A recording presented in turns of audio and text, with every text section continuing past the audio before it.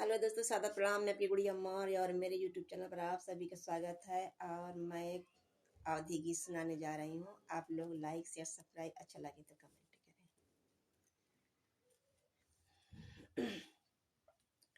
काम नाही करत है रजाई, बलमु घर जल्दी से आई। काम नहीं करत है रजाई, बलमु घर जल्दी से आई।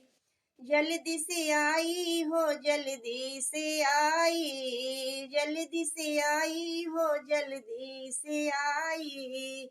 जाड़ा में देह कठुआई, बलमु घर जल्दी से आई। जाड़ा में देह कठुआई, बलमु घर जल्दी से आई।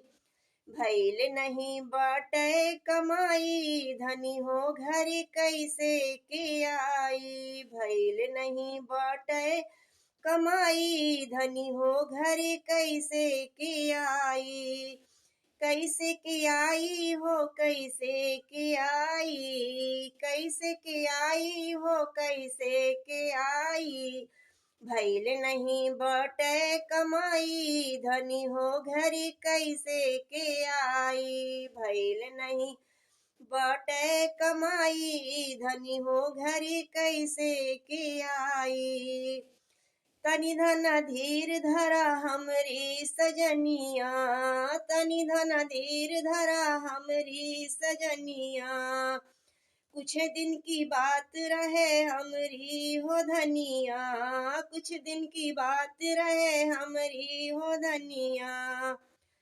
धनी हो घर कैसे के आई, थोड़े दिन मन नाल मनाई। धनी हो घर कैसे के आई, थोड़े दिन मन ला मनाई। धनी हो घर कैसे के आई।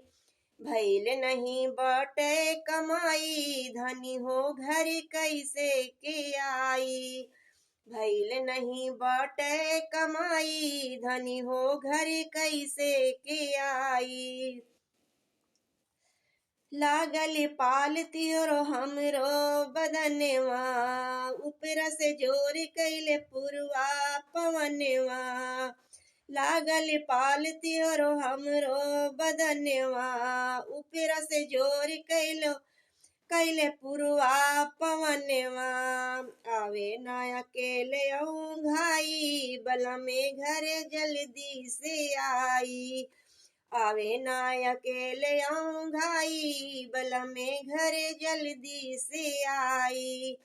काम नाही करत है रजाई, बला में घर जल्दी से आई। काम नहीं करत है रजाई, बला में घर जल्दी से आई।